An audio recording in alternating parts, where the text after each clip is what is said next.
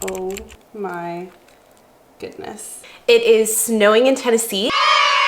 And I thought, what better day to make focaccia bread than on a snow day? So we are going to make homemade focaccia bread. I'm gonna show you how to do it. It's super easy and it tastes amazing. Way better than the stuff you can get at the store. They do say not to use metal for the dough. So I'm not gonna use a metal bowl. I'm gonna use this bowl, it's not metal.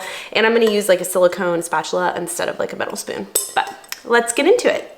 Focaccia bread does take almost a day to make, mainly because you have to let it sit in the fridge for about 12 hours. Anyways, here are the ingredients that you're gonna need. You're gonna need all-purpose flour. I use King Arthur unbleached because we don't want the bleached crap in here. It's not good for you.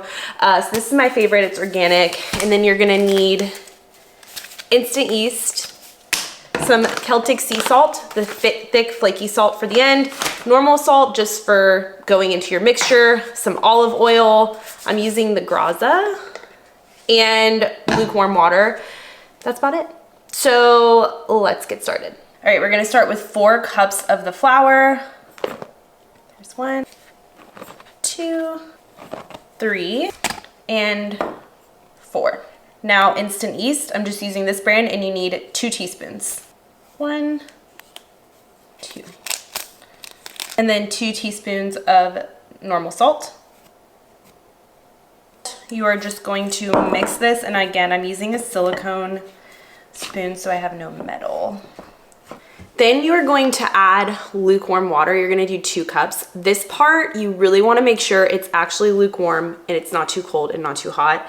I just turn my sink on to the hottest setting and I fill it up a little more than halfway, and then I turn it on all the way cold and fill it, and it works for me. But some people like to do boiling water and then cold water on top. Whatever you do, just make sure you achieve a lukewarm temperature. Now I am pouring in my 2 cups of lukewarm water. We are going to mix this until a sticky dough ball forms. You just keep mixing. This is how the dough should look. And then we're gonna do olive oil next. The next part of this process is to totally drench this in olive oil. And then you are going to use your hands and you are just going to make sure all of the dough has oil on it. If you need to add more, you can, but the key is to make sure that it all has oil. Your dough should look like this, totally covered in olive oil.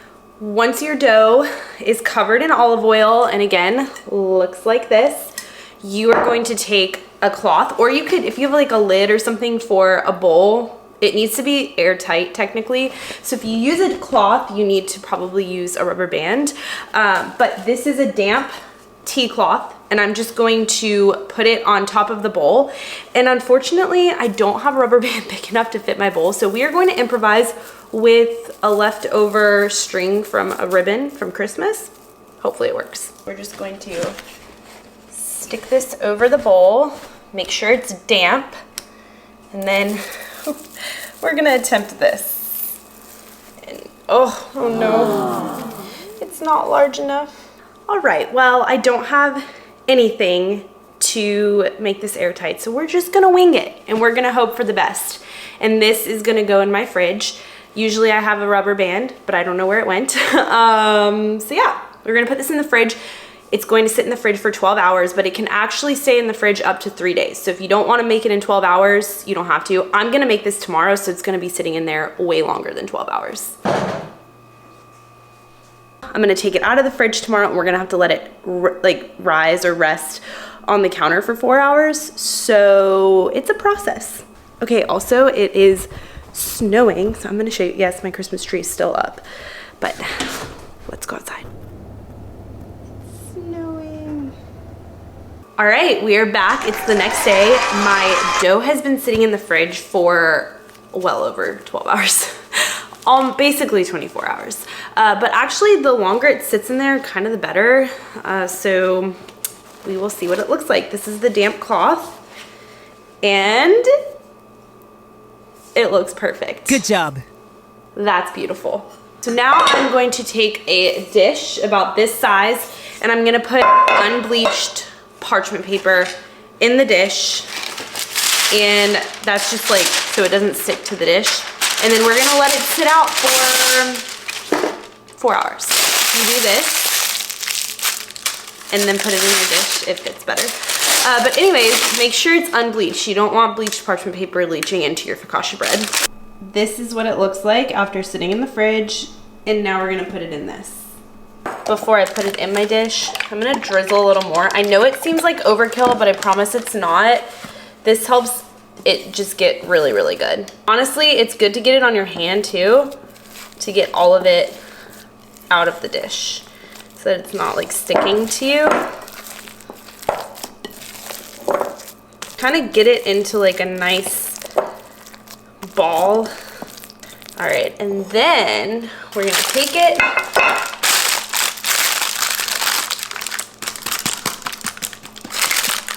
and set it there. All right, just leave her out at room temperature for 2 to 4 hours. I will be back in about 4 hours and I'll show you the rest of the steps. 4 hours later. It has been 4 hours and it's time to get this in the oven. But there's a couple more steps that you have to do before you put it in the oven, but I'll show you what it looks like. All right, once it's sat for about 2 to 4 hours, it should look like this. So it's really puffy, it's spread out. This is what you want it to look like. And now the fun part comes. You pretty much just stick your fingers in it. So I'm gonna put olive oil on my hands first, and then you just poke your fingers into it, and then you put your toppings on. I, unfortunately, the grocery stores didn't have rosemary. I went to a few different ones and I couldn't find it. So the only topping I'm doing is salt. I usually do rosemary on top of it, but pretend it's there. Okay, so I'm putting some olive oil on my hands and a little bit more on top. And you just stick your fingers in it. And the bubbles are good. Don't be afraid of the bubbles. You want the bubbles.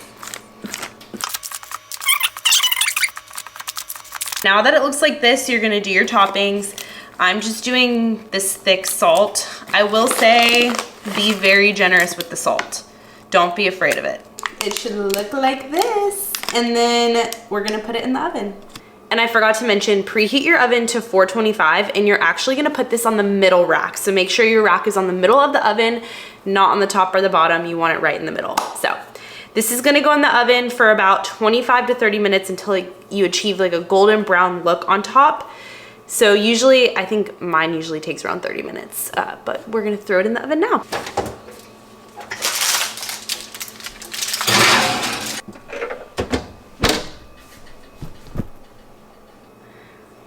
And now we wait. I can't wait. I'm so hungry. I want to eat it right now. Okay. It's done.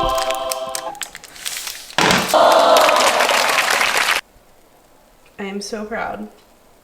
It's beautiful. Okay, here it is. We're about to cut into it. It honestly took way longer than 30 minutes. I don't know why. Maybe it's my oven. Oh my goodness, it looks so good. Look at that. That is beautiful.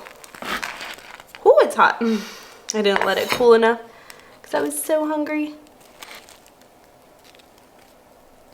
Oh my goodness. I am so proud of this. I am so proud of it. It is so beautiful. Oh my gosh. I am going to dip it in some olive oil. Be right back. Here is my olive oil mixture. We're just gonna dip. Oh my god. It's so good. It is so good. Incredible. If I can make this bread, you can make this bread. Trust me, I'm not a baker, but this is a really easy recipe. It's one of my favorites, and I hope this video was helpful. Subscribe to my channel for more healthy recipes, grocery vlogs, all the healthy, non-toxic things. Thanks for being here, and with that, I am out.